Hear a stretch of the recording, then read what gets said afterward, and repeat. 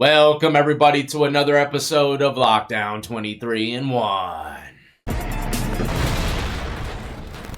That's right, today we're going to be jumping into a federal prison to give an update on the Subway superstar Jared Fogle. That's right, man. When he first started, it was kind of rough for him. Is it still like that now? Are the inmates wanting to attack him? We'll get into all that good stuff, including some of the previous things that happened to him in prison versus what's going on now. So if this is what you're into, all things lockup and crime related, then this is absolutely where you need to be. Hit that like, subscribe, notification bell before you leave, and check out my playlist with many more videos for you to start watching today.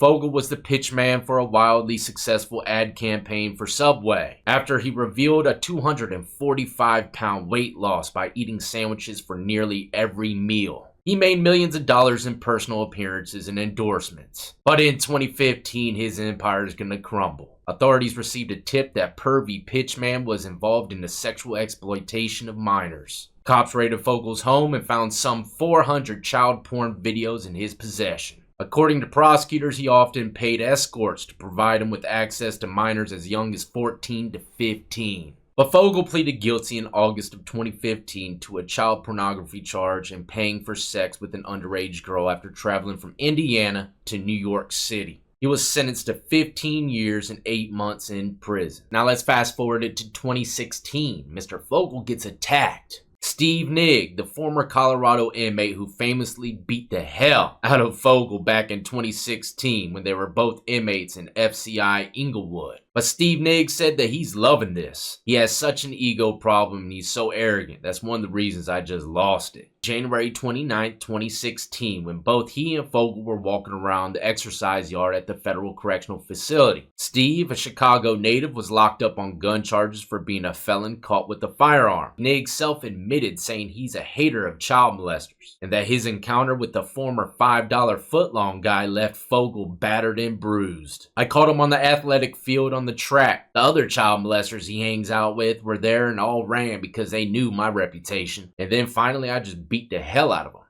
This Steve Nigg guy's a character, ain't he? Nigg was released from federal lockup February 2017 after serving a 12-year prison stint. He said that he knows for certain that Fogle is going to be getting off on having his name out there like this. Nigg pointed out that he has no remorse. I'm sure he's kicking back and just loving this. All the child molesters are probably proud of him too. They felt good when he got to FCI Inglewood because they had someone they could look up to, and probably still do. That all went to his head and his enormous ego. Can you imagine that, man? A herd of child molesters running to old Fogle in the yard. Man, oh man, that's something out of a fairy tale story prison book. I ain't never seen or heard anything like that before in my life. But you know, these prisons, these low-level prisons, federal ones as well, they got places that kind of protect these type of individuals. It's almost like the whole prison is the same type of crimes as him. So, of course, nobody's going to be mad at him, except for probably a few here and there that have no kind of sex crimes in that prison. But the majority of them, they're probably about to go home. They don't want to risk leaving that low-level sanctuary. That's just how it goes. A lot of inmates say, you know what? He ain't do it to my kids, so it ain't my problem. I'm going home on my release date to see my babies. But Steve Nigg claims to have taken out at least one child molester at every prison he's been in.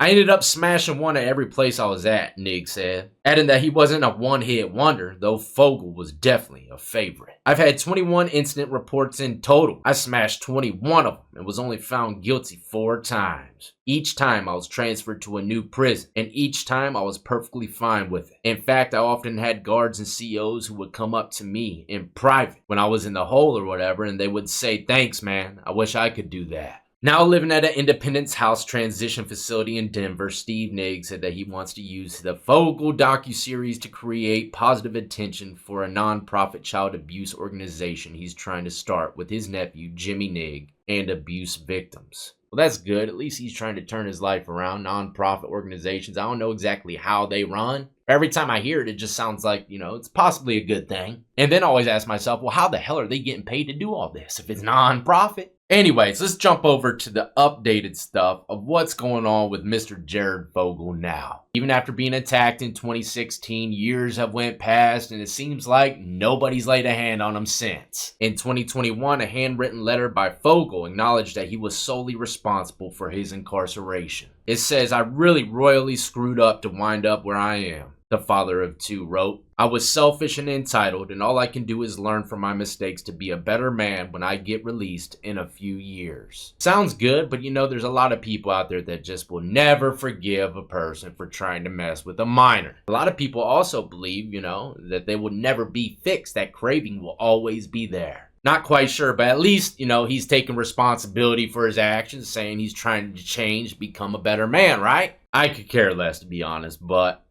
some people do. Now, what exactly is going on with Mr. Fogle now? You think he's probably eating good with all those endorsements he probably saved throughout the years? Think again. It says, for now, Fogle is indigent, which means piss broke. Not spending a dime in prison unless it's coming from the state. Spending less than $300 a month in the prison commissary. He is no longer represented by his expensive legal team. He spends most of his time watching TV, writing letters, or sending emails through the prison's messaging system, according to the former inmates at prison. Now, some people might be saying, if he's indigent, then how is he spending almost $300 a month? It's because he has a job. For anybody that doesn't know, inmates can get a job in prison making like 30 cents an hour. I don't know exactly how much he's getting paid behind bars, but it's probably a little less than $300 a month. But what is he doing to make a few dollars behind bars? When he first arrived at the facility, he was assigned to kitchen duty, where he made the distribution of lunches to other inmates. It was sort of a joke, says former inmate Pat Gannon, who was incarcerated at the facility until 2021. The Subway guy handing out grilled cheeses. We used to laugh about it. Now, the prisons I was in, if homeboy Fogle was out there serving grilled cheeses, I promise you nobody would be laughing. So that just goes to show you what kind of prison this guy's in. Candyland and cupcake pillow tops. Unreal, man. In the past 8 years, Fogle has worked a variety of different jobs, including janitorial and groundskeeping work. But just recently, Fogle has returned to his kitchen duty job. Doing what, you might ask? Washing dishes? No. He's in prison whipping up his own weight loss 5-inch subs. According to the FCI Inglewood's Inmate Admission and Orientation Handbook, which every inmate gets this handbook when they step into prison, and you know what I do with it? Or what I have done with it at one point is when they put me in a cell with no toilet paper, I have wiped my ass with it.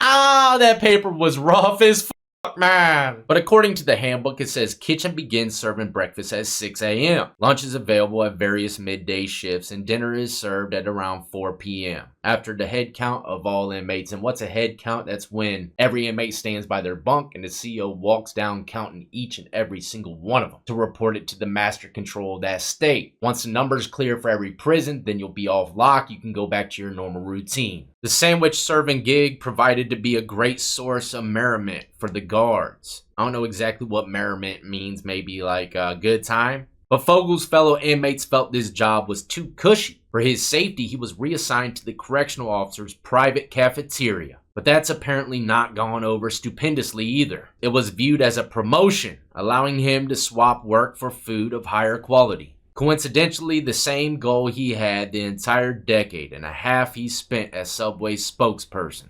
But there you have it, an update on sex offender Jared Fogle. It seems like he's living just fine, serving sandwiches to inmates and correctional officers in prison. I wonder if these prisons, when they give them these jobs, say, you know what, this is going to be great for the tabloids. Let's give them a job making sandwiches. It's guaranteed to give us a little bit of limelight or make a few dollars, I don't know. That's just how I be thinking about it. But to think that he was probably the most popular sandwich spokesperson out there, and now he's in prison whipping them up to inmates is just... like I said when the dude was talking about all the child molesters running into him on the yard. It's something out of a fictional book. But it is what it is. You never know what could happen in prison. And even though he's nice and safe and cozy, probably right now has a few years before he goes home, he's still at risk if you're to ask me. A lot of people like to take people out right before they go. So I'm sure the closer he gets to his release date, his head's going to be swiveling 360. Anyways, I'm out of here, ladies and gentlemen. Hopefully you enjoyed the little update on Jared Fogle.